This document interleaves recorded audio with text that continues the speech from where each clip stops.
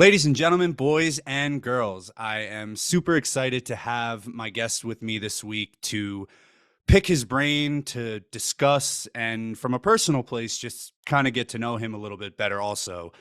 He is a touring musician, he's a multi instrumentalist and a scholarship winning Berkeley boy, a modern day piano man from Long Island, if you will. And he's taken a passion for music, both from theater and elsewhere, into a real improvisational juggernaut that is currently on the rise. So you'll recognize him as keyboardist and vocalist from the New Jersey based band Dogs in a Pile. Please welcome to the show, Jeremy Kaplan. The crowd goes wild. How you doing, That's a man? great. I'm great. How are you? I'm good. I'm glad you like it. I'm starting to, just dive deep a little deeper into those and see what I can't do. But yeah, so I'm genuinely stoked to have you on. For people that don't know, I am also, I'm a Jersey boy, so having on one of the prolific up and coming guys from the from a low basically my hometown band at this point, which is great, but also a guy that I've just been fortunate enough to hang with and get to know, and I'm just really looking forward to getting to know you more and pick your brain. Yeah, awesome. Thank you. I'm stoked to be here. Cool. So I guess that just out of the gate, I'll start off with, when I say mental health, what exactly does that mean to you? That's tough. I mean, it's really, I guess to me, it's just the contentness one could have about existing, with themselves, you know, and man, that's tricky. It's because there's a lot wrapped up into that, especially like I guess sociologically now. Tough to unpack, and that's a big question to start with. So thanks. Well, I feel like that's a good place to start because number one, it can incite kind of the idea that we're shooting for, but also it can mean so many different things to so many different people. And obviously, contextually, we're talking about in the music scene, but I like to break it into its own thing and really just think about, to some people it means the contentness, to some people it means being happy, to some people it means the entire scope, both positive and negative sides of it. So I guess that, maybe a place that we can really kind of dig into a little bit is, when and how did music become such an integral part of your life? I was, I mean, I was tipped off on my 11th birthday. I was given the whole rock band package, and like I loved those plastic drums, man. That was like the coolest thing I'd ever seen. And so I was like ripping on those for a little while, and I eventually convinced my parents to get me a real drum set. Um, and that's pretty much where it started. Love that. I mean, who didn't either have Guitar Hero or Rock Band, or didn't go to the one kid's house that had the whole setup, and it was just like, "Oh, can I like go sleep over? Like please, like we're just going to hang out." Like, and all you want to do is just beat on those drums or get Rockstar mode, or the up with, whatever the case may be. But yeah, I think something that I've learned about you, and in some of our conversations that I found really interesting, is that you don't, your foray into music is a lot more, I think it goes a lot more in depth than some people might realize. Obviously we know that you studied at Berkeley, and we can talk about the whole scholarship and all of that, but I really am just interested into where you found your passions develop, whether it be for Zappa or theater kind of stuff. How did you walk into those different avenues and find yourself, kind of acquiring all these different tastes and however they, kind of affected you and meant something different to you at different stages. Yeah, yeah. It's so I mean, throughout my upbringing, it was all sorts of different musics all the time. And then beyond that, I was also, taught to be like a sponge and just absorb and observe everything that I could. Um, so I mean, when I was younger, I really had no interest in music at all. In fact, I was more or less tone deaf. My dad is a musician, and so he doesn't play much anymore. But back in the day, he was in bands and like comedy rock bands, like really heinous stuff. My mom played accordion, so she knew she was in the music thing, um, and so I absorbed a lot through them. And my older sister as well, who was like deep into the pop stuff of the day, those the early 2000s kind of Mm.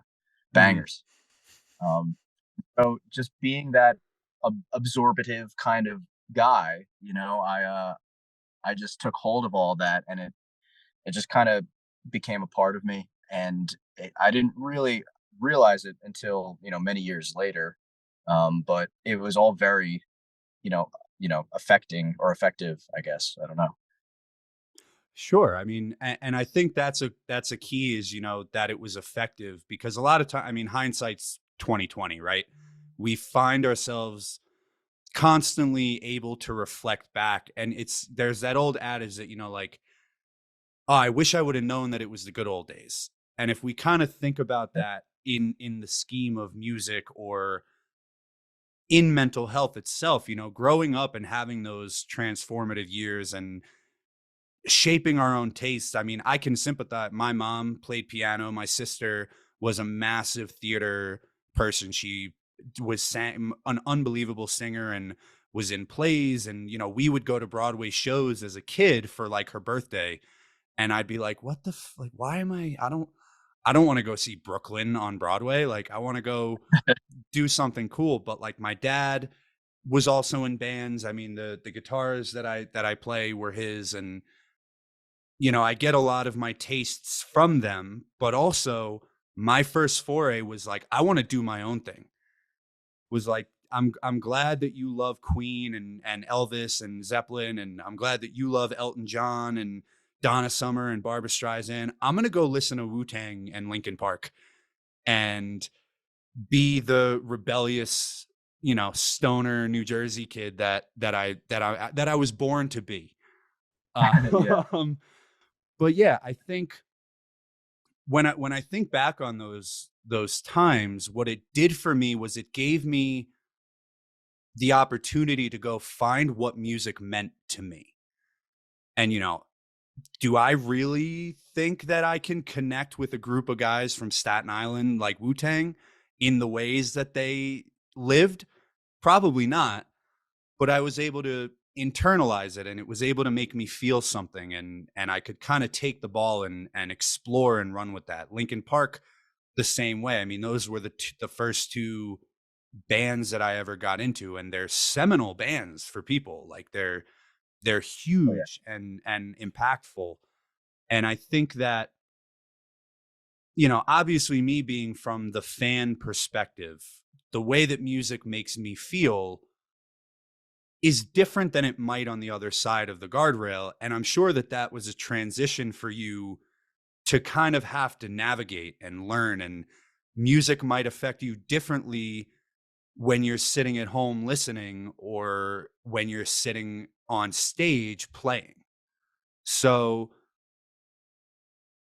I guess, I mean, do you see that if there's a difference, does it make you feel different to create than versus just to listen? Yeah, it's absolutely different. But it's both. I mean, they're both great things that I deeply deeply enjoy. Um, to listen is is just pure excitement and focus for me. Um, I'm the guy that you'll find towards the back of the house, probably by the soundboard where it sounds best, just watching and barely moving. I might look like I'm not even breathing, just paying attention to what's happening on stage. And and listening so attentively. Um, and I mean, on stage, I'm listening just as attentively or even more. Uh, but to be inside of it is so different, and it's just a different feeling and experience, and something that is pretty impossible to put into words. I mean, yeah, I can only imagine. I mean, I've done, I write a little bit of music on my own and stuff like that, and I've done like an open mic here and there and played a little bit, but the real deal performing for a crowd that's there to see you, that knows what's coming, is something that I can't even, kind of wrap my head around. I mean, people with dogs, people, I mean, myself included, we know what's coming, but we don't know what's coming. And there's that tension of, when like, is there a trumpet on stage? Do we see a trumpet? We don't know. And there's something really passionate and innocent and almost childlike in what I think crowds are there for. They're seeking something. Yeah. And so that's funny because that's something that the audience and the band share in our experience, that unsureness about what's going to happen next. And it's almost an anxiety, but it's excitement at the same time. But it's so, like, it's anxiety, it's shared anxiety. So it's almost kind of comforting in a way. Yeah, yeah, It's like we're on this ride together, and I don't know where it's going to go. You don't know where it's going to go, but we're going to get there somehow, some way. yeah. And I think one of the coolest things that I've noticed with dogs in particular is there's such a palpable reciprocation of energy back and forth. And I mean, that's the whole nature of, the jam scene and the improvisational aspect of what you guys and other musicians do. But I'm so curious of how do you feel when someone wants to interact with you and tell you that something that you did affected them? How does it make you feel to know that people are there to hear your music because it makes them feel? I mean, first of all, it's extremely surreal, um, because I mean, of course, for me, music is a kind of escape and just it's like a pause button on life. Like when I go on the stage to play, it's like there might as well not be a crowd there for all I know. It's almost like it's just it's just the music, and whoever is sharing in that is included and welcome inside. But we all might as well be, amorphous beings that are just gaseously floating through the air, and nothing really exists. Um, and so it's kind of confusing to navigate that.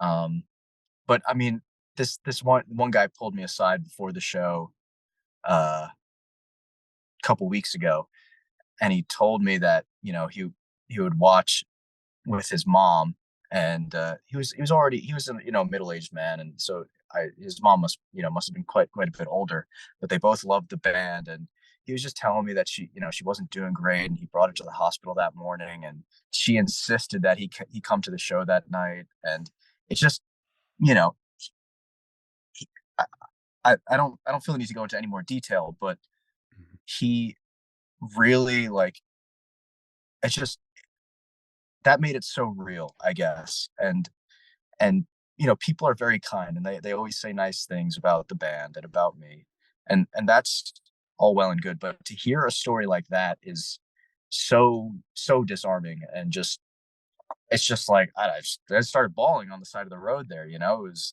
crazy. It's crazy. Because it's an incredibly vulnerable thing on both sides. It's not only somebody bearing themselves to you, but then you have to be vulnerable enough to not only meet them there and experience that together, but then take that with you too. Yeah. And it really sounds to me like what the stage is for you is a controlled release. It's an intentional way to put blinders on, and not blinders to growth or connectivity, but just extreme presence and being right there with the other four guys on stage and the however many people are on the other side of the guardrail. And as somebody who, I mean, you guys are road warriors at this point. You guys are everywhere. Does it confuse you, or I guess rather, does it make you heavily aware that geographically speaking, the message translates and what you guys are doing, it's affecting people differently? And it's something that I think is so intriguing that a lot of us that don't live that life can't really wrap our heads around. Is, you know, when I get to see you guys, I see you every so often. You know, I get to come to a show, I hang out, I enjoy the show. Usually, you know, we hang out at some point, or, you know, sometimes we drive around and do photo shoots on rooftops, and I have 5 pairs of sunglasses in the car. But in the realest way, life on the road, I can only imagine, has its challenges, you know, physically on your body and all that. But what does life on the road, how does it impact how you go about your day to day? I mean, do you have tools and routines to stay sane? And, you know, obviously you have your bandmates and girlfriend and all that stuff. So how do you tackle life on the road for your mental perspective?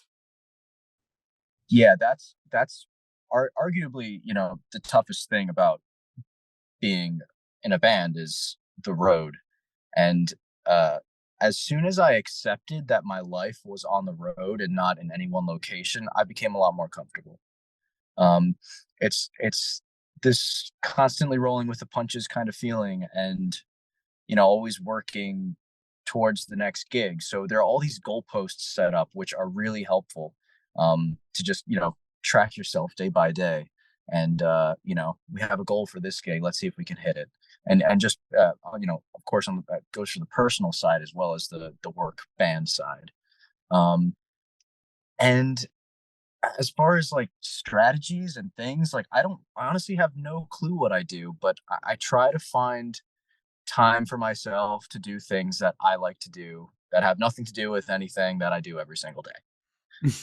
um, so you know, for example, I just started, you know, playing around with the camera and just taking photographs and editing them, and that has become a hobby for me. And in the past, my hobby was music, and there was a while where it was my hobby and also my job. And oh, geez,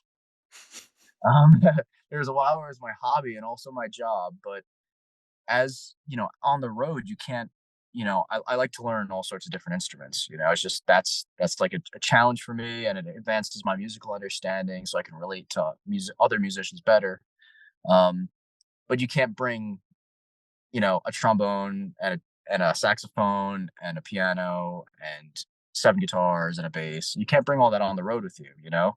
Um, so I pretty quickly had to figure out what I could do to make sure that I wouldn't go crazy when I can't keep challenging myself.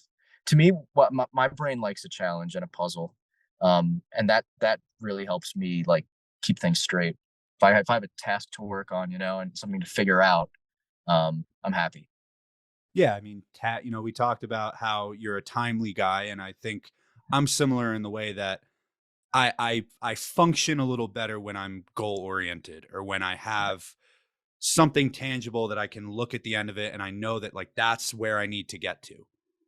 But I think also kind of what I can gauge from you is that there's also comfort in the unknown.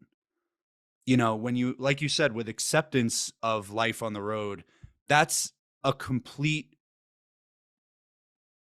acceptance, excuse me, acceptance and giving yourself to a life that's going to throw you don't ever know what at you, and it's going to consistently bring you a series of confusion, and just kind of, you have to have a little bit of blind faith in yourself and in the road itself.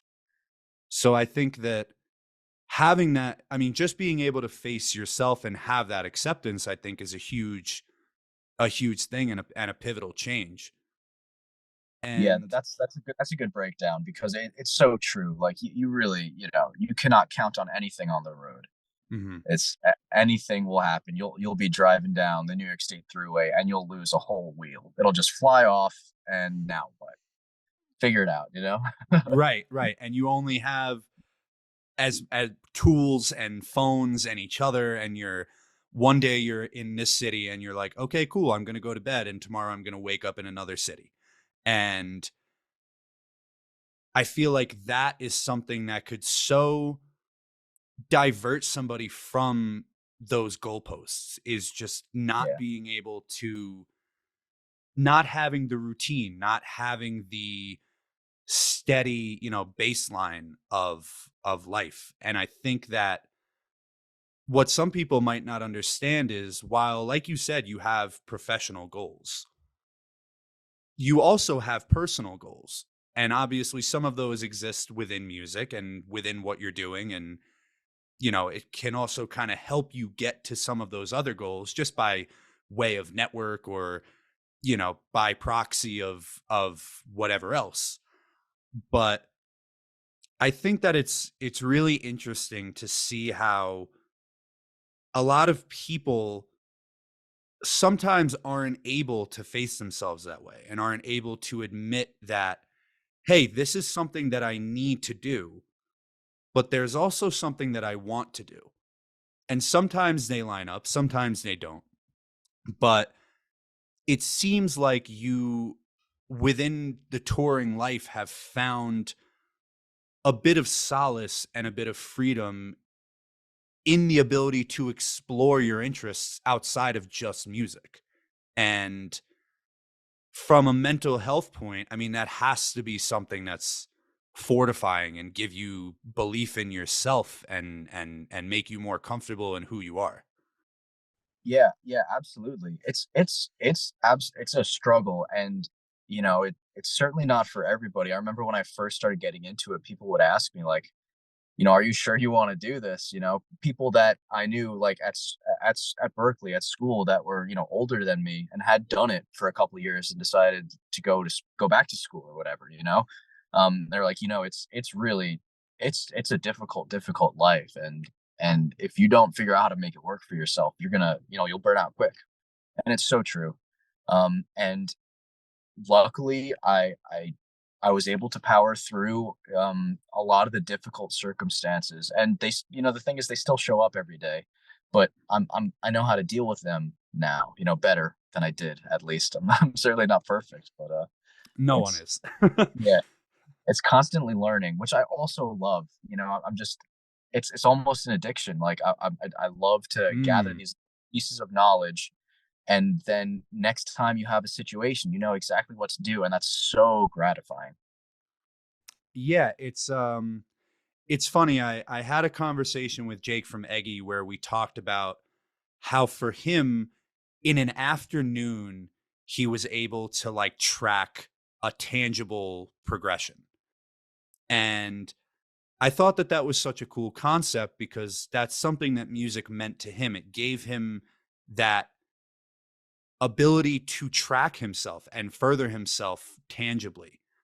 But what Yeah. I think is cool on the flip side is how that freedom of exploration also leads you into places that you would never know, musically, spiritually, and otherwise. Do you feel like music has creatively given you as much in that capacity as it has as just you growing as a person? Do you feel like you've grown in tandem as you've explored music? Yeah, I mean, I figure I have to. Like, there's really no other option. Um, and just because, the the way that humans biologically work. They're consistently growing and changing. And so if you're not consistently growing and changing, you're not evolving, I guess. You're not continuing the cycle of life in a way, so Mhm. it's absolutely critical to continue to grow. How have you since I mean, we can talk a little bit about your time at Berkeley and, how I mean, first of all, how cool of the way that you got to Berkeley, but how did that project, and I'll let you kind of explain, but how did that whole process and that time make you feel about yourself and your place and the work that you had put into music, kind of coming back to you and maybe giving you reassuring you or maybe making you say like, holy shit, like, well, what do I do now? Yeah. Um, it's interesting because I didn't need the reassurance at the time. I so I mean, I guess the quick version of the story is that I went to this arts high school on Long Island, and the school was like terribly, terribly underfunded, and it was going to close down. And Billy Joel's foundation donated a bunch of money to the school to keep it running. Um, Through avenues at the school, somehow my name was pushed up the chain there, and I was offered a scholarship by Billy Joel and his foundation to go to Berkeley. Um, and so, I mean, I guess at the time I didn't really need any encouragement because I had already been working as a musician. My first gig, my first paying gig, I think I was 13. And I might have been playing drums. I must have been playing drums because I wasn't good enough at piano at that point. Um, so I was in it, and I knew I was in it for the rest of my life. Like that was it. Interestingly enough, before that, I had uh, earlier, a little earlier on in high school, I really struggled, and I was getting sick of the grind of school and would refuse to go, and I would just stay home and play. Um, it wasn't a good scene. That was my really my first brush with mental health, and realizing what that was as a preteen essentially. Um, and and it was very difficult. I mean, on me, on my family, everybody was like, "What the fuck's going on?" Like, pull your shit together, go to school. And I was always a very good student. So it really just didn't make any sense to anybody. Hmm. But even especially myself, it didn't make sense. Because I don't know. At the time I couldn't tell you what it was. I was just like, fuck this. I'm done. I'm out. I'm not interested. Um, but like deep down, unconsciously, I was practicing and I was like working on the things that I knew didn't know that I was gonna do with my life. I was really, and that was a critical time because if I didn't stay home from school all those days and practice, I probably wouldn't be as good as I am now. You know. Um, but yeah, I mean, so anyway, like the I wasn't gonna go to college out of high school because I was already working a bunch. I had a bunch of great musical theater gigs, and for a musician, there's nothing better than a musical theater gig because it's consistent and it pays pretty well. So it's kind of almost everything you want, except it's missing the critical third bit, which is extremely creative involvement. That is, you're playing somebody else's music and you're playing it the same exact way every night. But that being said, it ticks those other two boxes extremely well. Um, so I was like, you know what, whatever. I'll have a couple of bands and I'll do the musical theater gigs. I played in big bands and bar bands and whatever. So I was like, it's all good, that's what I'll do. But then this scholarship thing came through, and I was like, I gotta, you can't say no to the man. So I sent it up to Berkeley, accepted the scholarship, and I mean, it was incredible. So yeah, once again, I didn't need the encouragement at the time, but it was a taste of how far I might be able to take this thing. I thought it was just a fun way to make a living and express, but it that was my first inkling that it could be a little bit more than that. So do you think you would say that that was an experience that furthered your passion into music? Oh yeah, no doubt. But it also furthered my trepidation, I guess, because then it was like, Mhm. well, this is this my peak, like everybody hears the story of the football jocks that peak in high school, so it's like, is this it for me? Is this as good as I'll ever get? And that's Mhm. that was a real source of anxiety for a long time, several years into college even. Mhm. Is anxiety something that you've kind of always dealt with, or is it more kind of things that particular instances brought it out in when it's like looking at you in the face and you're in that unknown that you've now become comfortable in? But is that something that you've kind of, everybody, and I don't care who you are, whether you admit it, say it, don't, everybody has had anxiety in their life. And it's a physical thing. If you've ever had a panic attack, or you've ever, there's people that have, like, they have to breathe into a bag or whatever the case may be. When you really feel anxious, it's difficult and it's not something that just goes away. Sometimes you can kind of learn to cope with it better and what have you.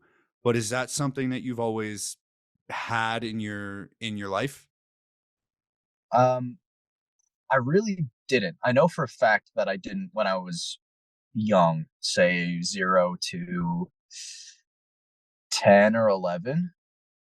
Um, When life is good and there's no when life is, yeah, yeah. yeah, exactly. And then, I guess the school stuff started happening in 7th grade. Um, so I don't know, how old is that? Is that 14, 15, Seventh grade is, I think that's like 12, because I 12? think Okay, you so go into high school at like 14.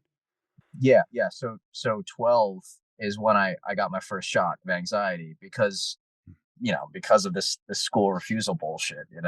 Right. And and that was it was just so ugly.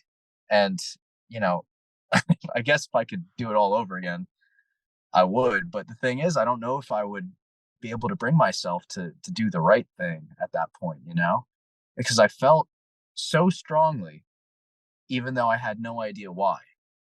And so I guess I mean that brought about anxiety, in me. And I've learned how it feels. Now I've kind of figured out how it feels in me, and I know when it's bubbling up, or what's going to trigger it or whatever. Um, but it was a very new feeling at that point. I was a pretty confident, outgoing person up until that point, and then I became uh, almost shriveled in a way, and I became very introspective, and I wouldn't talk much. Um, Strange, very strange how it affected me. I think that that's because it's, well, especially when it's the first time, you don't have any mechanisms to handle it. You don't even really know how to process it. And a lot of time we don't find until we get older, or until we really have something that we have to internalize and sit with and figure out. Those young transformative years are transformative for a reason. They Yeah, teach us who we are, who we aren't, what we are capable of, what we may not be at the time.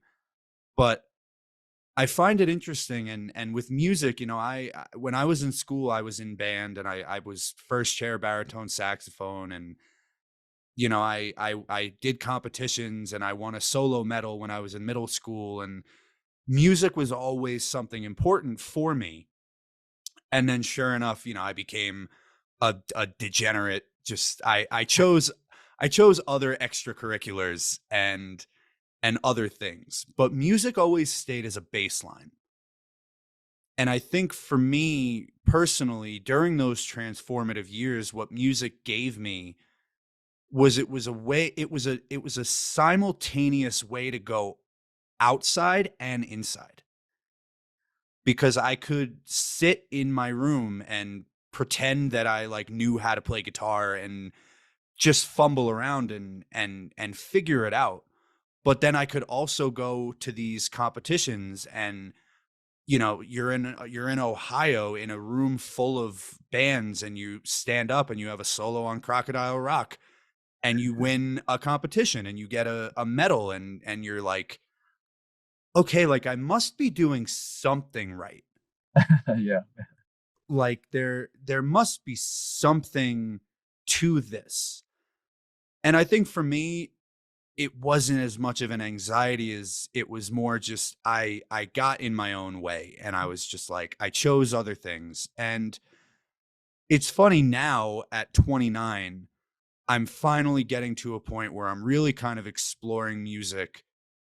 It's always been a cathartic thing for me and a release. And I've always kept it very private in or I guess in the duality being years and years of concerts and festival scene and all that and going out into the world and you know psychedelics and exploration and people and wooks and hippies and all the beautiful stuff but all the dark stuff too and you know watching somebody be like lost at a festival and it's not like the like stay right here like we'll come get you, it's like oh no like that guy like is not okay. And it gives you a different aspect of music in that I think when some people, because I think we can all admit that when we're looking at music and we're going to see concerts, we're looking for something. We're going seeking something, whether that's knowledge and learning and watching somebody else's improv or we're, you know, the guy that's in the back with his eyes closed just spinning in circles because he doesn't really know. He's just looking for something and it can give him that. And I think now for me music is it's almost challenging me to kind of give back to it in a way. And I think, you know, I make a lot of mental health related content and I've started kind of making musical content and whatnot. And for me, like I said, it's always been a private and kind of cathartic release. Do you find that it's the same for you in writing?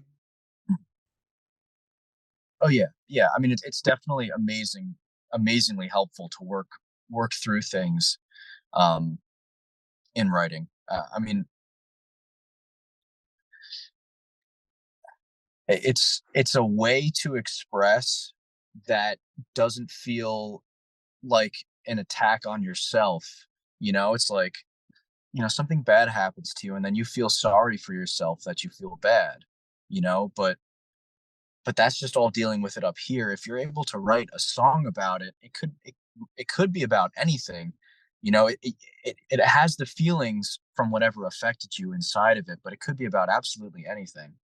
And so in that way, it doesn't feel like it's so much just like, oh, this happened to me, woe is me. It's just like this is an experience and a feeling. And I mean, I know personally that, you know, my dad just a couple of years ago now, I think, was diagnosed with brain cancer. And so it took me a little while, but you know, I wrote some stuff um that put I had a lot of those feelings in it. And I know that, like, you know, I've never really shared that stuff with anybody, but I know that when I play that stuff and when I just hear it in my head, it's like a hug, you know, and it's really nice, even though it's such a sad subject matter, but it makes it empowers me, you know, through it. Yeah, I mean, it's empowering in and of itself to take the time to process and put it into something tangible. So I guess that that's a good example of, you know, stuff that you've written. Have you ever encountered a moment on stage that really just kind of was incredibly impactful to the point that it either shook you a little bit or maybe on the flip side just sent you into this next kind of plateau of fuel and energy? Yeah, it's whenever to me, whenever something exciting happens on stage, it's just pure elation, you know. It's just smiles all around and high fives, you know. Mhm. Um, and it's not really, you know, moments like that. where you can like it's tough to it's tough to realize that things like that are happening in the moment because you're so busy working on it, that you don't Mhm. have time to think, oh, like that was fucking sweet. Like, it's not until the playback, that you listen to the recording, it's like, oh my God, what was going on? What was in the air? What did we Mhm. eat? How do we Right. Yeah, I think one that I saw from my perspective was when you guys did your fish after party after New Year's last year at the cutting room, and you guys had that all percussion jam.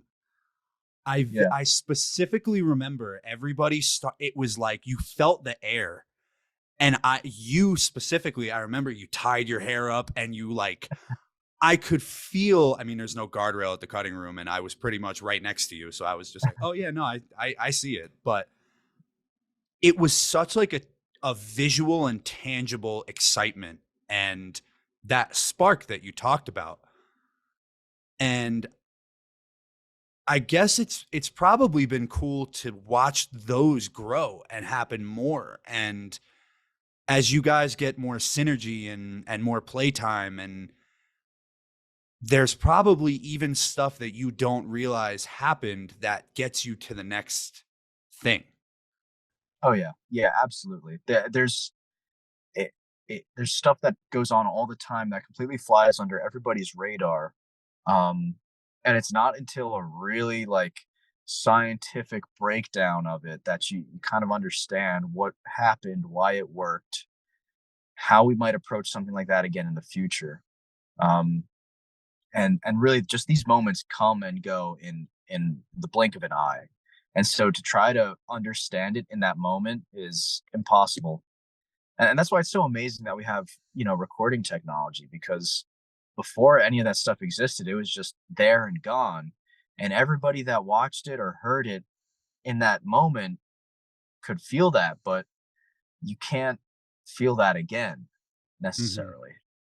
Um, but to hear it, it transports you to that moment again. Like if you were to listen to that percussion jam from Cutting Room, it's like you get that spark and that feeling again, and that's pretty amazing. Yeah, I mean, it goes in theme of the same way that reflection and hindsight and all of those things, when you can bounce back, they can fortify and they can strengthen and even sometimes induce something completely new and fresh. Yeah, And from a musical perspective, I think that that's super evident because something that might have happened during a Thomas Duncan that you listen back to that you heard might then give you an idea for something for a G song, or would, insert songs here or whatever, what have you. But do you think that those moments on stage also give you more license for that freedom? And the more that they happen or when you experience them, they give you kind of more faith and trust in yourself and even in your bandmates to like just kind of let it go and live in that unknown that we're talking about. yeah. I think that's probably. I mean, as a band, that's probably our biggest struggle right now, especially like as we're like fully coming to our maturity. I just turned 25 in December, and physically I feel like an old man. My back hurts, my neck hurts, but Preach. but I know I'm not like. I guess 25 is technically fully matured, so like whatever. I guess I am Dude, an I'm old man. 20. I'm 29 and I'm still a child, so don't. Yeah, but yeah, that's kind of I think that's our struggle as a band is like just growing up and learning to exist as a group in these uncomfortable scenarios and how to navigate that as a group, as a unit. Um and of course personally we're all in different places on that kind of thing. And so as a group, we can often be in different places on that thing. However, we're a really tight group, and so we're together 99% of the time, and Mhm. so we get that togetherness and it works. Yeah.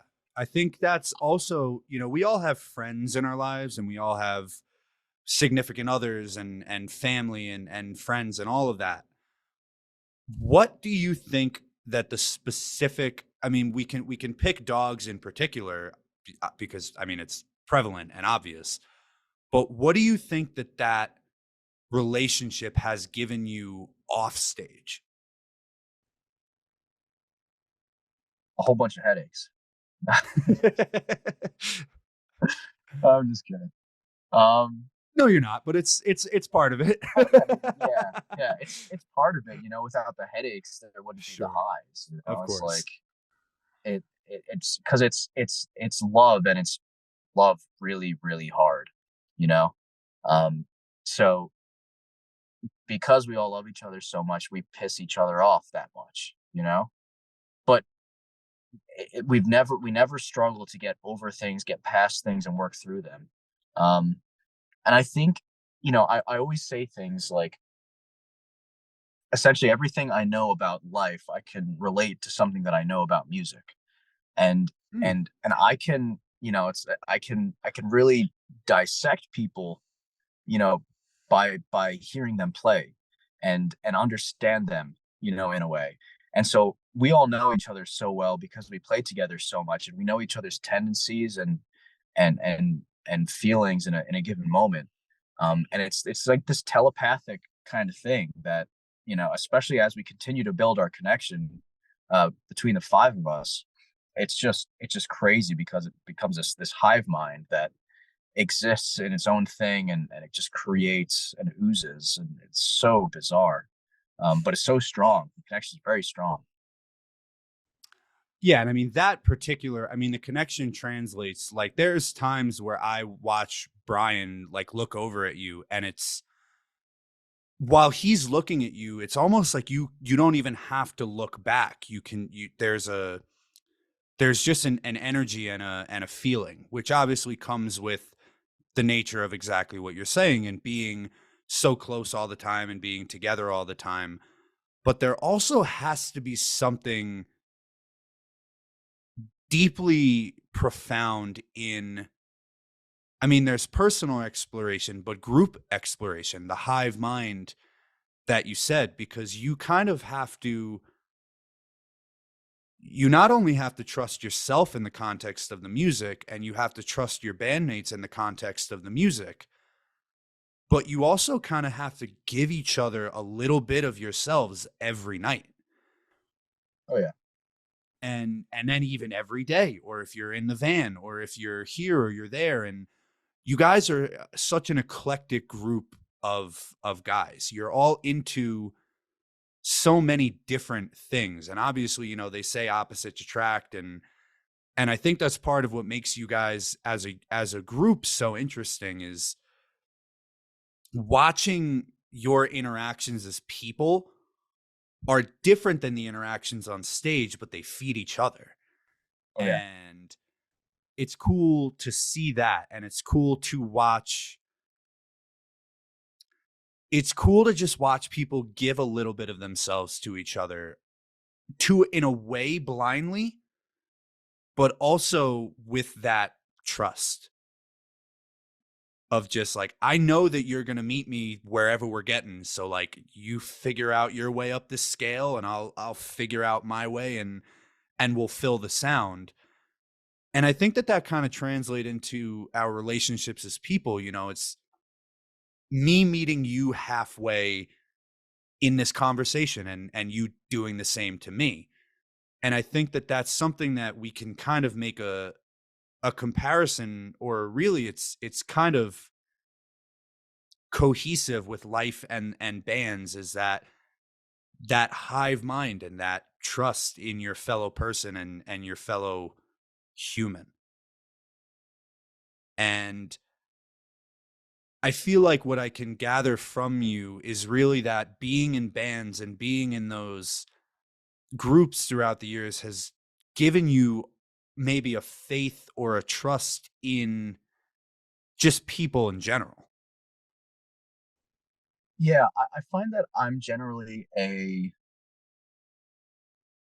don't want to say closed down person, but because I think I'm generally pretty warm, but I know that I can be uh stoic, I guess, at times, and it seems like, an impenetrable fortress that, like, it's impossible for anybody to be involved with or whatever. But it's tough because you do have to, I mean, all that stuff, it pretty much goes away when you're playing, and because it's just like you're saying with the conversation here, it's a communication, and it's communication with the people on stage and the people in the crowd.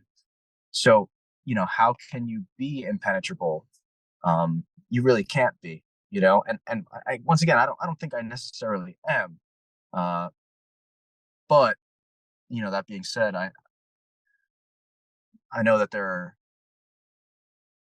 are certain, I guess, tendencies that I have that might make people think that I'm like that. Because I'm a direct person, East Coast, and I say Right what I there with feel. you. Yeah. So so that that can be difficult for people. Yeah, it's one of those things, I guess. I don't. Yeah, well, so because something that I've noticed through this conversation, and something I picked up on, was you said when you were younger, you were a super outgoing and guy, and I'll give you insight onto the back end.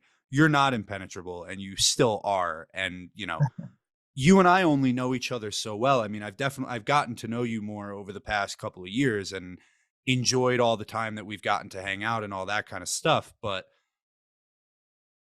I can only know you as much as I've interacted with you. And it's interesting because now I see that you were extremely, you know, outgoing, and then, anxieties and things creep in and life changes and you become a bit more introverted and whatnot. But it seems like life on the road and music have given you license to find a balance between the two, that you can be stoic in when you need to, and you can be direct and be honest. And I mean, like, we're tri-state kids, we're going to be fucking direct no matter what. But I can really kind of see when you talk about it that music has given you balance in your connections, and with a deepening capacity to meet people halfway. Oh yeah, absolutely, absolutely. It's the force to me. You know what I mean? It flows through us, and it's in every one of us. And surrendering yourself to it is just how achieve enlightenment, more or less. Hmm. It's totally like, it's everything about my life, and since the moment it came into my life, it always has been. Um, it is certainly my higher power. Mm. It's funny. There's something that I always say that I don't think that I've said on the podcast yet, but it's this kind of idea that I've learned to really practice not living in absolutes, because it's been detrimental to me in the past. But to me, the ultimate control is the ultimate release.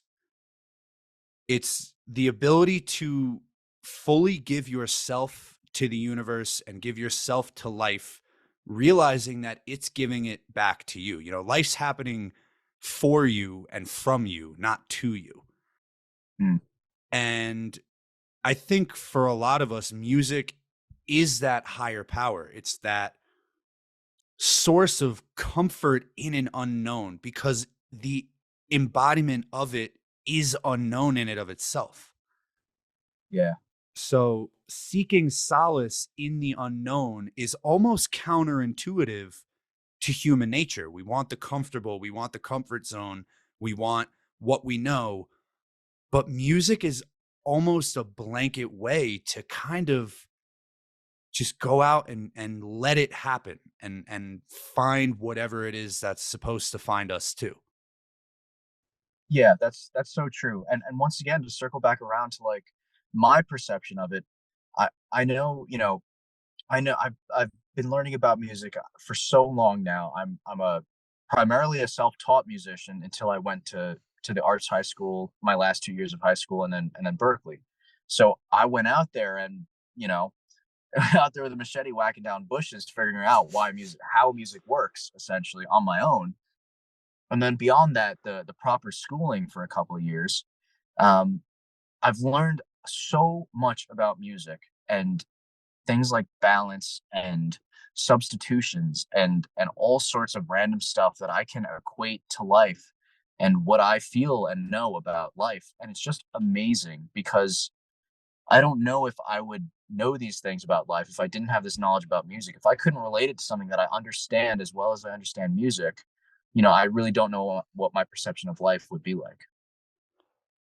So, in the respect of how I said earlier that somebody can only meet you as deeply as they've met themselves, have you found that you can meet yourself as deeply as you've met music? Uh, I mean, yeah, I guess sometimes frighteningly so, it's kind of uncomfortable, like I I know about the uncomfortable harmonies and jazz and weird time signatures and stuff, and that turns a lot of people off. And there are things that when I'm alone with myself and like working through something, there are ugly things, that I look at and I get turned off. Um, so yeah, I would say so. And I don't know if it's to my detriment or not, but it's there, you know. Mhm. I don't think that it could. I mean, detriment is tough because you said you like challenge and you like growth and I'm the same way. I have an insatiable desire to learn and to grow. And to my admission, I think is can somewhat be a bit of a downfall for me where I struggle in being present at times because I'm just no, I need to go to the next thing and I need to elevate and I need to do this and I need to do that. Yeah. And it's kind of a defense mechanism for when I have to be real with myself or when I have to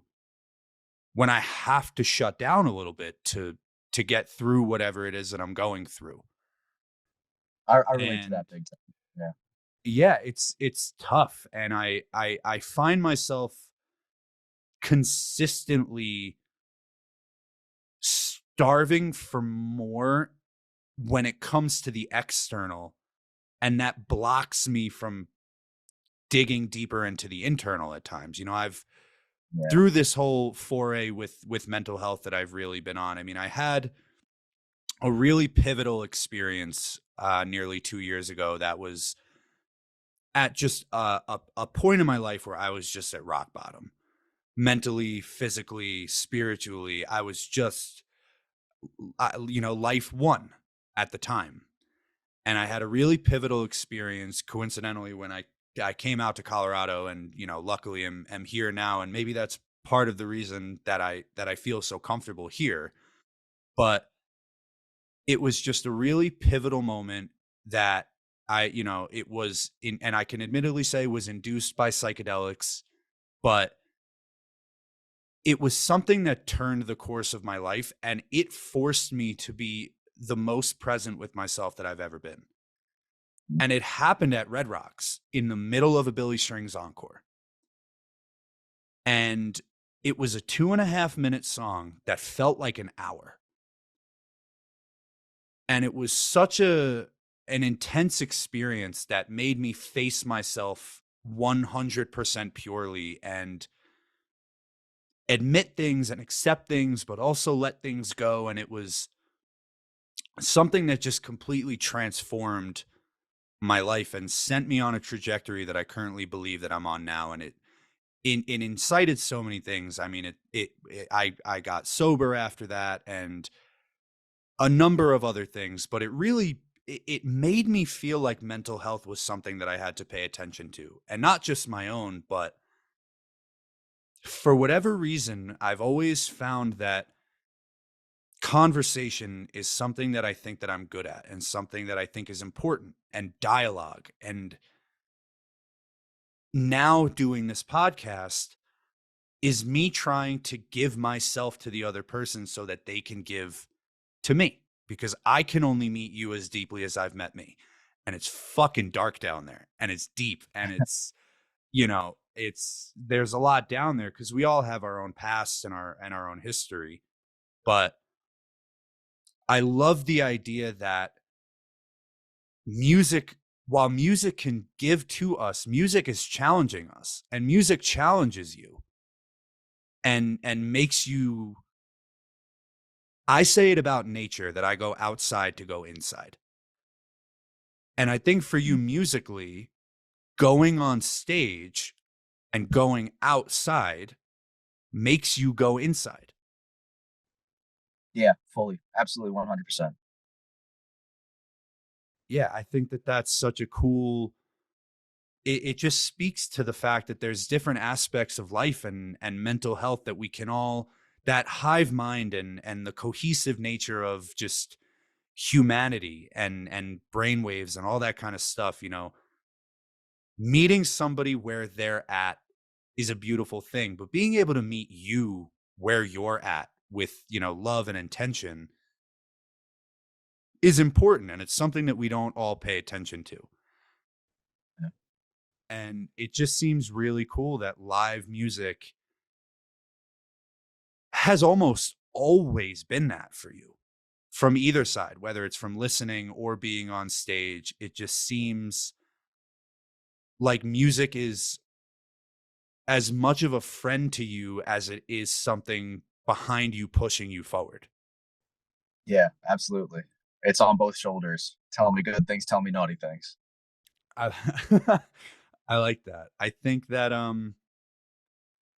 yeah, I can, I mean, we all have comfort music. We all have, the songs that we put on when we're by ourselves, or, sharing when you really love something and you want to tell somebody, you share a song with them, or what have you. I'm really intrigued how this will make you feel. How does it make you feel that music that you've written and Dog's music is comfort music for people? Uh,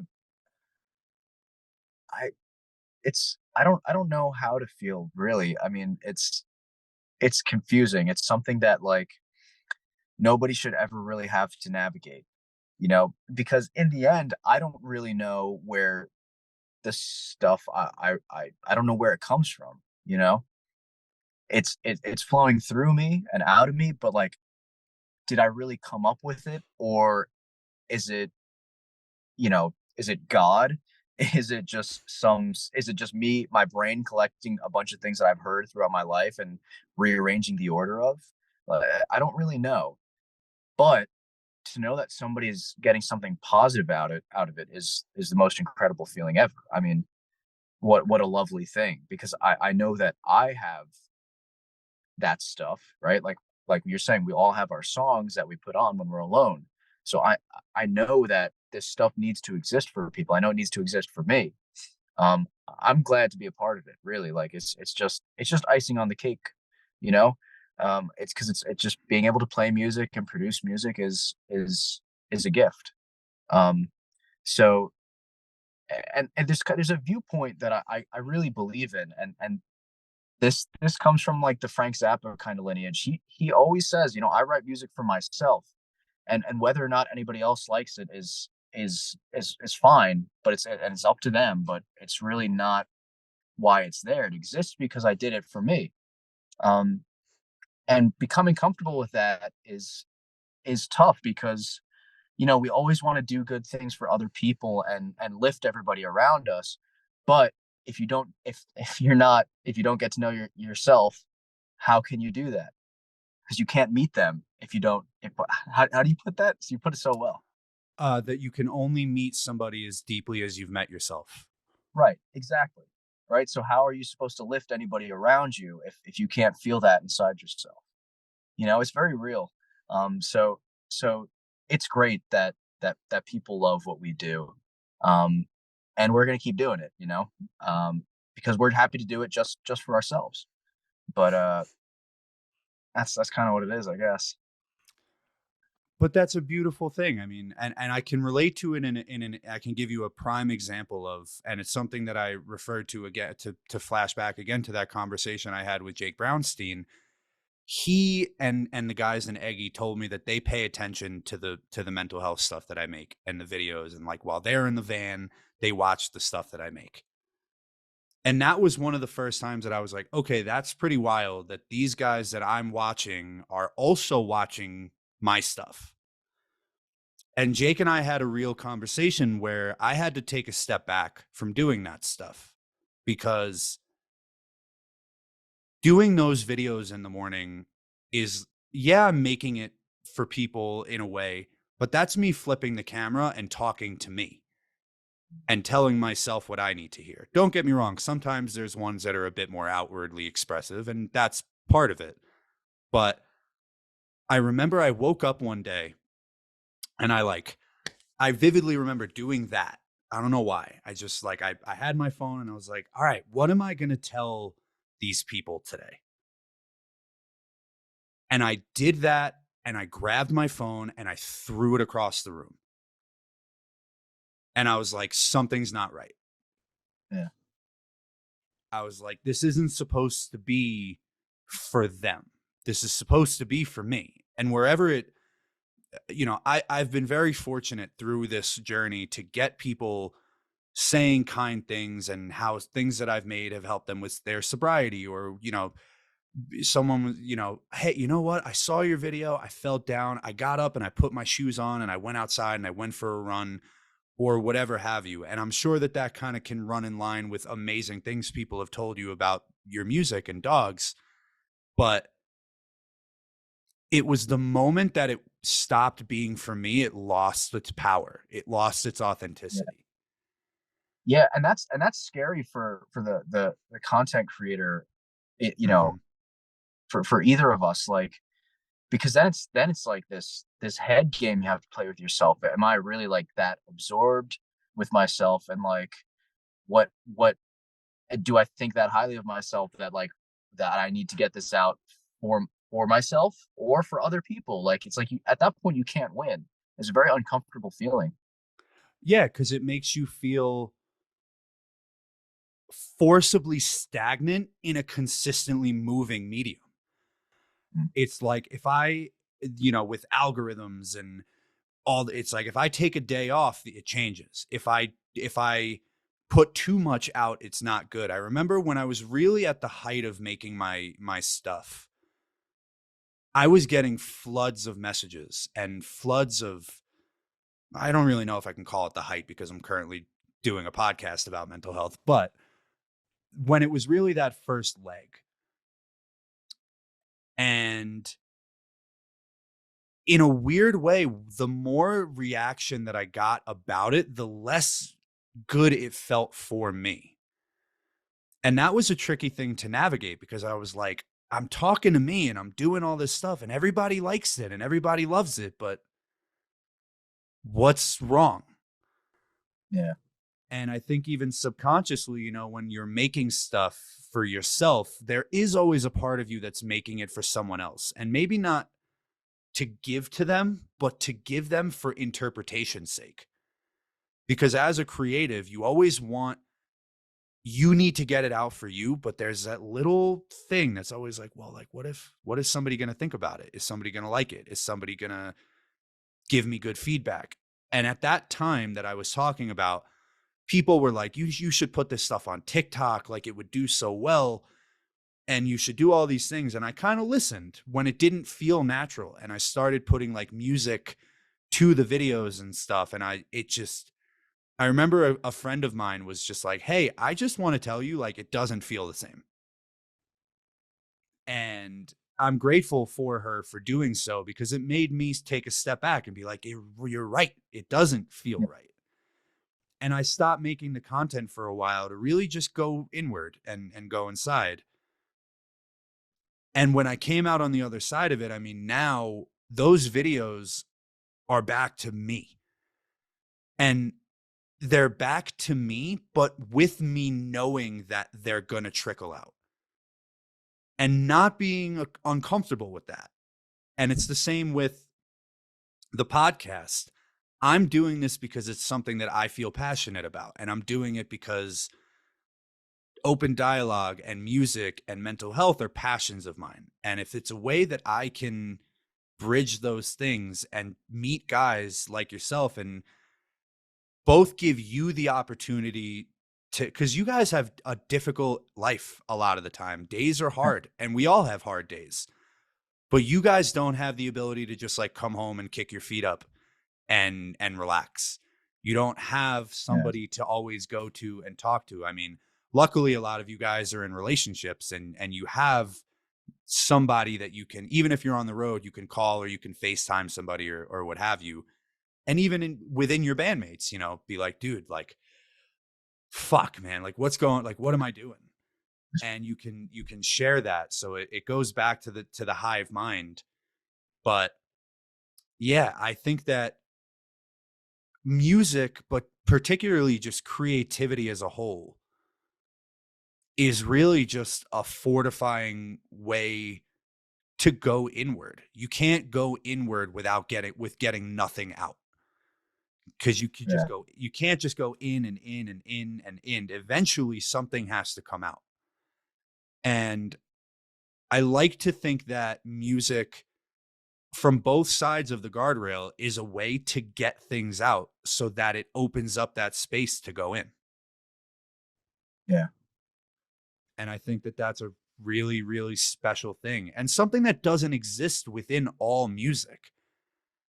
It does in ways, but particularly in the live setting, in the improvisational setting, in what you do, that reciprocation of energy is unique in totality. yeah, yeah. Absolutely. I mean, the live experience is because somebody's actually there, you know, banging on a piece of plastic stretched over a piece of wood. It's like that's a real thing that's physically happening in front of you.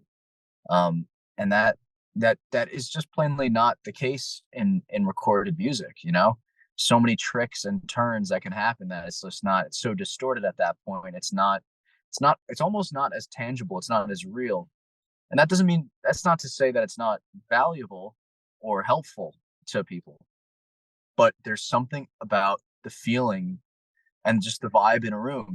If you're perceptive to these things, there's a we walk into any room and there's a feeling. You walk into a room and there's three people talking in a huddle, all hushed. Something's going down. And Mhm. it's the same thing when you walk into a room where there's about to be a concert. It's like there's this buzz and excitement, and the band takes the stage and they're playing, and it all just wells up into this thing that it's just, I lost you. It's just indescribable. It's so bizarre and so unique as well. Yeah, I think do you think that, or I guess rather, let me phrase it this way. Do you see a deeper connection to what you do now by watching other people do the same? Like, like Hmm. the relationship you have on stage, how does music now make you feel being in the crowd? Like, has it altered it? Has it made you go deeper? I definitely think more about like how I might look when I'm up there. Hmm. And like I watch people on stage and the things they do, and I pay really close attention, so like possibly more than most people. But granted, there are however many eyes in the room, like somebody's looking at some point, at every point, more or less. Hmm. So it's like, what weird tendencies do I have? Like, touch my face or my hair or whatever, and like it's kind of because I don't watch the videos. We produce a bunch of videos from the live shows, and I don't watch them back too much. Hmm. I prefer to just listen. Um because Interesting. as terrible as it is to hear your voice back on a recording, it's even worse to look at yourself. So Dude, I'm currently doing a podcast and I have a bit of a speech impediment, and that's something that I'm learning to be okay with. So I get it. Um, yeah, and so it's kind of a head trip in that way, but it's like, I it's just about how you hold yourself on stage. It's like when Phil Lesh takes the stage, it's different than when Joe Schmo at the local dive takes the stage. You know what I mean? There's mhm, this feeling, and not just because he's the legendary bass player from the Grateful Dead. It's him. It's the way he walks on stage, and it's not, it's like his balls swinging. I don't know what it is. It's his aura. Like, I don't know how you describe it, you know? It's just him though. He's got this big thing around him, you know, It's how he it's holds himself. yeah, it's aura, it's presence. And I think a lot of times something that we don't pay attention, or maybe that we pay too much attention to, is trying to control what that aura is.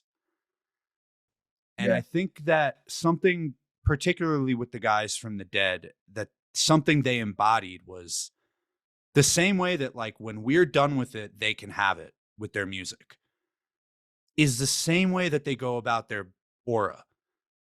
Like Bob Weir is Bob Weir to the guy on Yeah. the corner, to the tech, to the monitor tech, to, to whoever.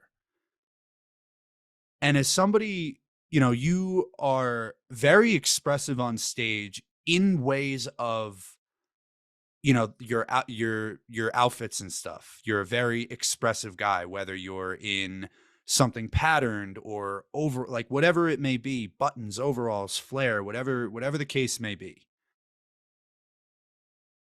I feel like, and I'll ask you, and you can tell me if I'm wrong. It feels like when you do go on stage, you kind of enjoy the fact that that's when you can kind of, show out a little bit, because you do know people are looking at you, and you do know that eyes are on you. And while you may be a bit more, I think it was when we were walking around for the mission shows, it was in a different context, but you were like, Ross, it's hot out here. Like, I'm an indoor cat. Like, you need to get me inside.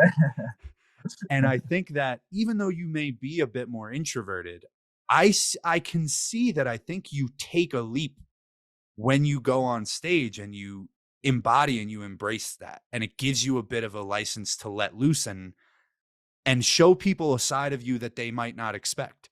Like, there's been outfits Yeah. you wore where I was like, whoa, in a good way. Yeah. Yeah, absolutely. I think that's very true. I mean, um because of, the way I like let my hair grow and I let my beard grow, and especially in the past, I was often like afraid of how people, would perceive me when I appear. And so like you know, in my day-to-day life, I've taken to just wearing jeans and a t-shirt, and that's like my thing because that's normal. That's what normal people do. And like, because I already look pretty different than most people, they won't take me seriously, or like they'll be like, oh, he's like a hippie or he's stupid or whatever. Of course, on stage, I'm allowed to do whatever I want, and so like that's, if I could dress like that every day, I would. And I guess I can. I know I can, but I'm Mhm. afraid of, how I would be perceived, I suppose. So I will sympathize with that in two different ways, and give you, so when I had a health overhaul a few years back, I decided that, like, I needed to update my wardrobe. And for the longest time now, solid color t-shirts, jeans, I might put on like a pair of boots or whatever. I might, I wear rings and what have you. And, I forayed more and more. But I always was like, I'm loud enough of a person that, like, my clothes need to dial back. And my days of tie-dye and patchwork and hats with 40 pins on it are times of the past. But what I've realized, and kind of semi recently, is that I almost don't want there to be that separation from my day-to-day life to the stage, because then I'm not fully being me all the time. Right. Yeah. And I mean, I'm a I'm a big dude, I'm a bigger dude. I'm fucking covered in tattoos. I got painted nails, and I just don't care, cuz I oh, I do care, but like, I want to give people the authentic version of me. And I love that music for you is where you can authentically give people you, both on in your dress, in your playing, in your, I mean, I'll give you even another. When we were at the Bluebird, I don't know if you remember it. There was that moment I was up on the side and I had that little rubber duck, and I put it on the lip, and you just looked up and you were like, oh, like it was just, it was a brief second, and it was hysterical and it was funny, but it was just like a genuine moment where the whole room and the crowd is in this thing, and a jam is swelling and all this stuff, but just for a quick moment it was just right there, and it was funny, and Yeah, we shared that for a second, and I was yeah, like, okay, like there's Jeremy, like he's doing this whole big thing and it's all great, and I love it, but like that's it was one of the things that I picked up on the most from the whole weekend. wow, yeah, And it was cool and it was personal and it was, I just watched you break out, like I just watched you sidestep what was happening for a second, and I was like, ah, like there, which was really cool. And I'm sure that you have moments with people like that all the time where you see somebody in the crowd. I mean, there was another moment in the same show. I have never, that was the first time I ever went to the rail at a dog show. I had my time with the rail in the past. I'm 6'2". When you're 6'2", the rail is fucking everywhere. So I don't need to step in front of a 5 foot girl that's like, excuse me, like, please go in front of me. Do you want to go on my shoulders? Um, but I remember for whatever reason at the Bluebird, I came all the way up to the rail, and the Bluebird, obviously the stage had, it's higher. And I remember I was just standing kind of underneath, and I just looked up at Brian for a second, and he was just he was like, what? Like, what? And it was such a funny, I love watching when guys are on stage, them let their guard down a little bit. Like when somebody messes up a lyric, I get so fucking excited because I'm like, they're not perfect. It's not yeah, this incredibly polished thing. It's organic and natural. yeah. And I guess a further question of that is, how do the people in the crowd make you, what level of comfort do they give you? And obviously that changes every night and it's probably difficult to answer, but we talked about trust with the band. What kind of trust do you have with the audience, and what level of comfort does it give you? The audience is on thin ice with me recently. They've been talking a lot, and I don't like it. Yeah, there was a lot of chompers at Nectar's. I don't blame them. If I was, it was a hot, sweaty room, so you gotta, I don't For know, sure. whatever. Um, no, they're generally very good, and they pay attention. They know when to pay attention. Like there's, there we do some silly stuff on stage. Like little bits and just gags and stuff. And when a gag Seen like them. that is happening, they just it's gets very quiet, and they're paying attention. So I know that we have their attention and they're receiving, um, because you can be paying attention to the music and just exchange a couple of words with the person sitting next to you about the moment that just happened or what's going to come next or what you think they're going to play. So like Mhm. it's okay, it's okay to just say a couple of words. So of course if you're not yapping throughout the whole set. um Yeah. um and in a way it's like legitimizing, right? Because we talked about how something I'm working on is like being comfortable with the fact that I make music for myself, and then sharing it with other people is a bonus that uh, um, but it does legitimize that because they show that they enjoy it because they clap and they cheer, and so they show that they're in on what I'm in on, and that's Mhm. a unifying, very unifying experience. So how do you think that that translates into the way that you interact with people just in your day to day? Do you think it makes you more understanding of that? There's something that I've tried to kind of embody recently where, like, I'm accepting that I don't always want to be understood. And that's a crazy concept because it's something that we strive for in every aspect of our life. We want to be heard and seen and understood. But man, there's beauty in that gray area. There's beauty in that confusion. And also just in the acceptance that people are individual. So Yeah. do you think that relationship has an effect on the way that you interact with people just in a regular setting outside of music? It's probably made me more confident, you know? Hmm. That being said, taking the stage in front of 600 people is a lot easier than having a conversation with one person, you know? Hmm. Um, because it's almost just like, it's, it's just like looking into the void, staring into the face of God almost, and it's become very easy, because I do it often, you know?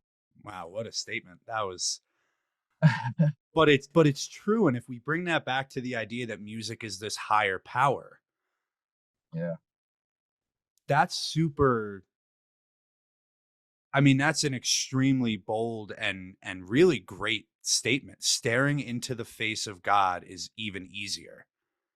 Well, yeah, because like I know you're not God or you're just as much God as I am. So like whatever, you know? I'd So burst but I'd burst into flame if I walked into a church. So let's not let's not go down that road. so it's harder because you're just another human just like I am. So like connecting with you one on one is much more difficult than when like you corral 600 people into a room, you Mhm. face them all a single direction, and you face me the other direction. You know, it's different. It's different, and that's my life. Like before, my life is on the road. My life is doing that. I'm very comfortable with that now. Mhm. Has there ever been a moment that the crowd gave you more than you could bargain for and just get in, and not necessarily in a way of like you couldn't handle it, but where you guys did something and maybe it was an applause or an encore break or even a particular moment with one person that just you were just kind of shocked and were just like, wow. Yeah, I'm lucky enough to say that I've experienced that several times in all the ways that you've described. I remember the first time it specifically was crazy. We were playing at Moog's joint in Johnson, Vermont, our essentially our local haunt up Hmm. there, Hmm. and it was a really rainy night, but they had put a tent over like a little area outside for people, and we were covered, so we were fine, and people were just raging all night. There couldn't have been more than 200 people there. But they were raging all night. They tore up the grass. It was a mud pit, and we got off the stage and walked into the building, and these people would just not shut up. They were screaming and clapping and stomping around in the mud, and it was so loud. It shook. It was shaking the building we were in. I could feel it through my feet. It was the most incredible feeling. Um, and I mean, it's just that one is special because it was the first time maybe, and it was s- still on a pretty small scale. But they raised their voices in such a way. It was like it was like the walls of Jericho. Yeah. Do you think music is spiritual for you in that regard, particularly in the live setting? Like we've talked about the higher power and staring into the face of God. And I'm not talking, we don't need to go crazy with it, but in a term of like personal spirituality, does does being on stage feel like a spiritual thing for you? It's strange because I'm not I wouldn't say that I'm an extremely spiritual person, but I'm very like tuned into that, and I pick up on it and those feelings, like I feel that, but I don't consider myself a spiritual person, I guess. Um, Hmm. but it is. I know it is because like that it essentially it is my spirituality. It's everything, like I said, it's everything I know about life. So it is what I am and who I am in a lot of ways. And so it must be. How could it not be? But like that being said, it's like my spirituality is very different than most people's, I think, because I'm a very I don't I'm like not not by the books, but like You're very realistic in the same way that I am. You're a very yeah, tangible things show me.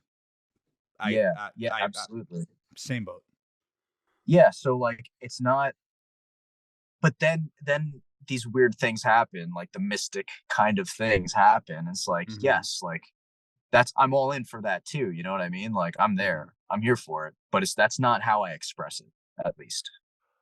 So I think what it sounds like to me is because you're in the same way that I am, maybe not spiritual by nature. You found the thing that does make you spiritual, and you found the thing that does give you a platform to have that release and that experience. Yeah. For me, I mean, what we're doing right now for me personally feels spiritual in a way. It feels that human connection is palpable and important, and dialogue. And it's funny. I'm never, I'm not nervous or stage. Like, I put me on a stage in front of 3,000 people. I'm fine. I speak publicly. I've done seminars and all that. It's fine and well and good.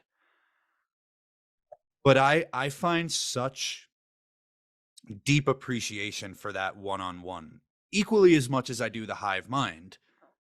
But just pure intentional connection with somebody feels spiritual for me. And it sounds like to me, in a way, for you, it's the outward expression to the mass. It's the ability to not have to do that one-on-one, to not have to be present with anything else other than what is tangible in the space, and the spirituality side of it being, you said it before, you almost said it, and I'm going to say it now, and it's the first Fish lyric, but the surrender to the flow it only took 4 episodes, but we had a Fish quote. I'm glad it was me. Yeah, hey, you'd think that a music-based podcast would take less than 4 episodes to mention. I mean, Brownie mentioned Fish, but whatever. Yeah, I mean, surrendering to that flow. For you, you can surrender to that flow on stage. And it goes back to what I said, is that ultimate control is the ultimate release, and the ultimate release is the ultimate control. So when Jeremy gets to walk on stage, it's that ultimate release, which gives you ultimate control. Yeah.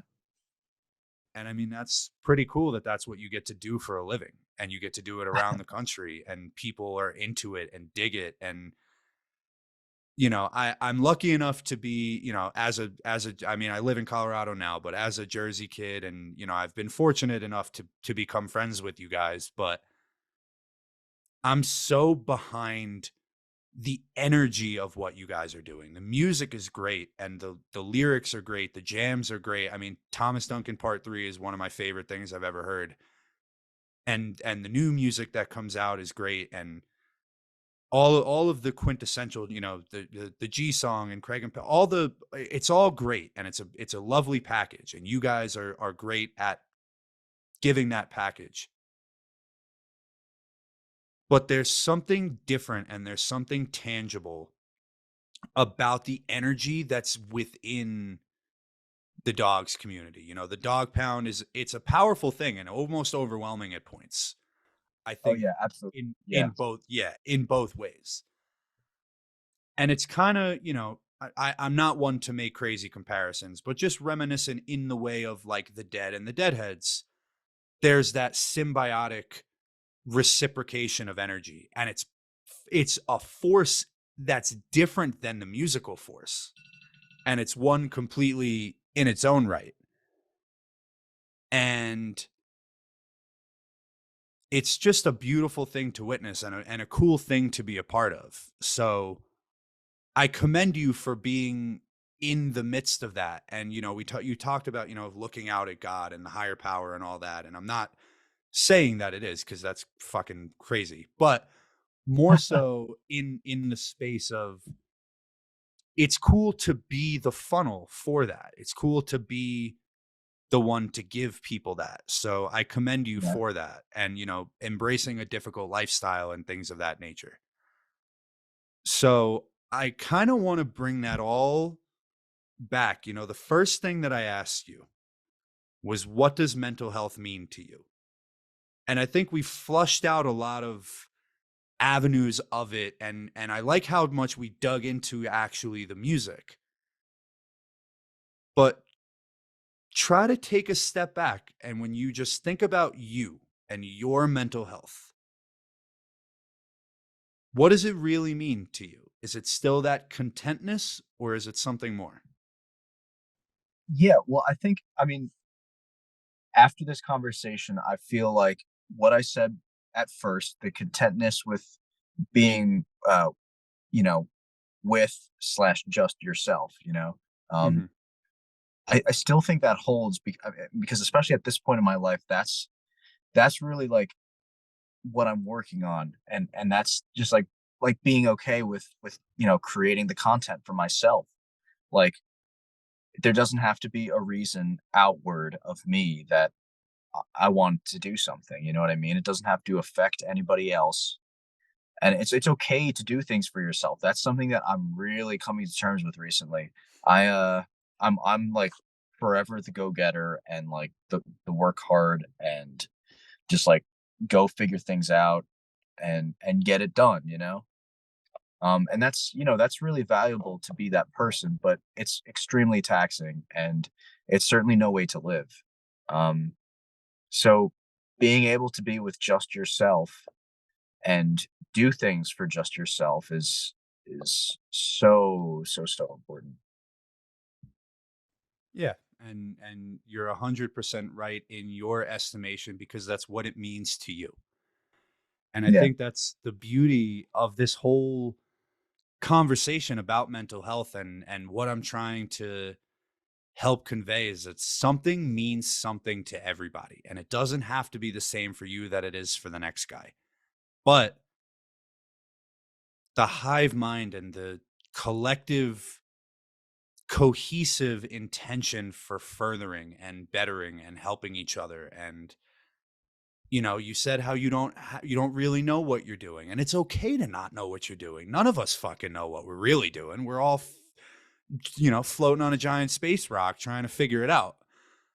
But that unknown and that ability to share it with people, and that ability to go outward to go back inward, is so deep and so rooted and a beautiful thing. And I think that mental health in the context of music, they're so they're so in line, they're so symbiotic, because music is different to everybody and it makes everybody feel something different, and it'll find you at times in your life when you need it and times in your life when you don't.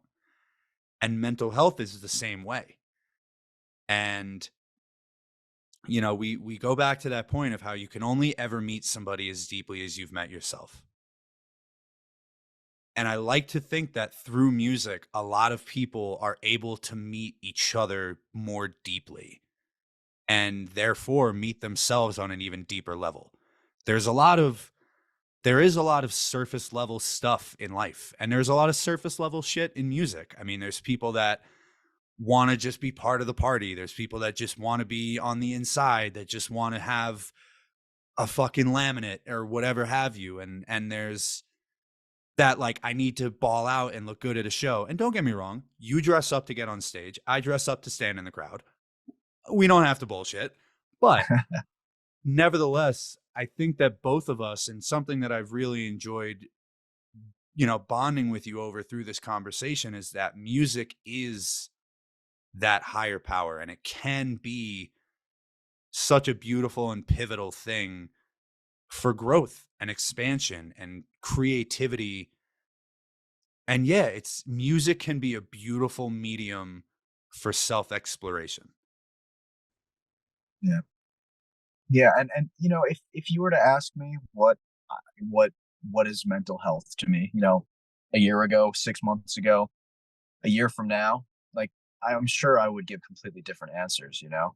It's really just because it's ever evolving, you know, and every single day it's something different. We all feel, you know, you just wake up on the wrong side of the bed one day and it's like, you know, now what?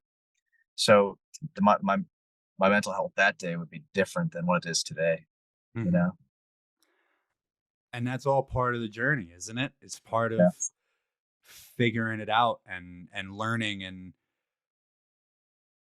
I mean, in the same respect, if you told me 5 years ago that I would be a healthy, sober guy doing a podcast about mental health,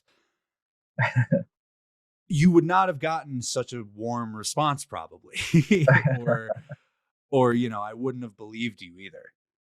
And I Yeah. think that I'm finding my way, you're finding your way, and it's really nice to be able to kind of intersect at points in conversations like these and take something away from it. I learned a lot Yeah. about you. I learned new things about musical exploration. I learned things that I can take from this conversation and internalize, and I can use and put in my own utility belt, and I can have for situations that I incur whenever I might. Yeah. And I'm extremely appreciative of the time, and I'm extremely grateful for you being willing to open up and be vulnerable and meet me as deeply as I've tried to meet you. And I want to just bring this all to a close in the sense of I want to give you the floor, I want to give you the space. If there's one thing, and this could be to family, friends, fans, your fellow musicians, anybody, about mental health, about whatever you want, just free, open floor. If there's one thing that Jeremy would want to share with people right now, what would that be?